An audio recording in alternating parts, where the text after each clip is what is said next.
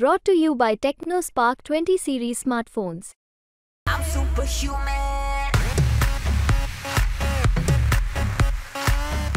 Ticket जाहीर झालंय, काय फिलिंग आहे तुमचं? नाही तिकीट सॉरी माझा घसा जरा बसलाय. हे त्याबद्दल माझ्या मनात कुठलीही शंका नव्हतीच. हे प्रथम मला तुम्हाला सांगायचं वाटतं. आणि एवढंच सांगेन की पहिल्यापासून छत्रपती शिवाजी महाराजांनी या पद्धतीने सर्वधर्म समभाव ही संपूर्ण त्यांची जी या संकल्पना राबवली, त्याच तोच विचार उराशी बाळगून गेल्या अनेक वर्ष साधारण 30 वर्ष संपूर्ण लोकांची सेवा करतोय. आणि त्यामुळं लोकांचे भरभरून आशीर्वाद वडीलधारी मंडळींचे आजवर मला मिळाले. तरुणांचं आणि माता भगिनींचं प्रेम आणि साथ मिळाली. तिकीट उशीर होत असताना अनेकांच्या डोक्यामध्ये एक वेगळी शंका होती, संभ्रम अवस्थेत होतं. अनेकांना असं वाटत होतं की वेगवेगळ्या ठिकाणाहून तुम्हाला ऑफर दिल्या जात होत्या, असं काय होत होतं? नाही, मी पहिल्यांदा काही हल्ला नाही. नाही, हल्ल्याचा प्रश्न काय, मी काय हे म्हणजे काय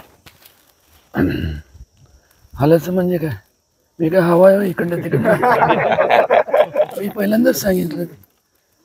कसं आहे की कोण काय बोलतं आणि कोण कुठल्या पद्धतीने विचार करतं, मांडणी करतं, स्वाभाविक आहे. प्रत्येकाला वाटणं की उदयनराजेंनी आपल्या पक्षाच्या माध्यमातून उमेदवारी जाहीर करावी किंवा निवडणूक लढवावी.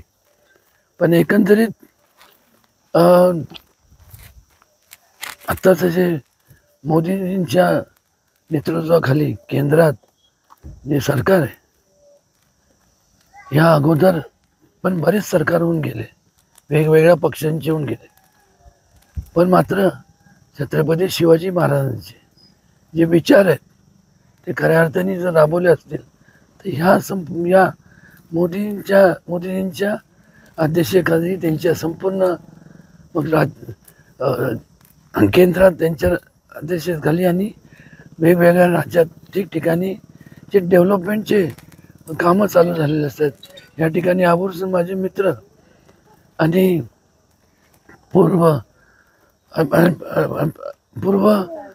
मुख्यमंत्री आणि आत्ताचे उपमुख्यमंत्री त्यांचं अजितदादा, त्यानंतर एकनाथ शिंदे ह्या आणि RPS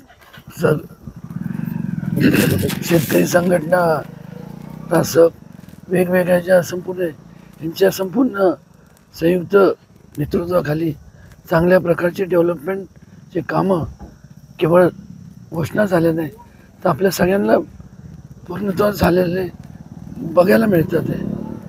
आज लोकांना काय पाहिजे? लोकांना राजकारण नको आहे, लोकांना एक प्रकारचं स्थिरता पाहिजे. आणि स्थिरता असल्याशिवाय एक चांगल्या प्रकारचा विकास ज्या दिशेने वाटचाल करू शकत नाही. ज्यावेळेस अस्थिर सरकार असतं तर प्रत्येकजण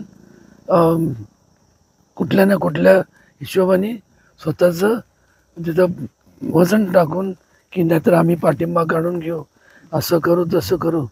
त्यामुळे निर्णय घेताना सुद्धा फार खूप अडचणीला सामोरे जायला लागतं. पण आता खंबीर सरकार आहे केंद्रात आणि राज्यात सुद्धा, आणि मोठ्या प्रमाणावरती विकास कामं होतील, झालेले आहेत. भविष्य काळात जे म्हणून लोकांना त्यांच्या अपेक्षित आणि लोकांच्या हिताचे जे कामं आहेत ते निश्चितपणे त्यांच्या ह्या संपूर्ण सगळ्यांच्या केंद्रातल्या सर्व पदाधिकारी आणि इथल्या सर्व पदाधिकारी माझ्या मित्रमंडळींच्या सोबत काम करून निश्चितपणे सातारा जिल्ह्यात त्या संपूर्ण लोकांच्या चरणी अर्पण करेन.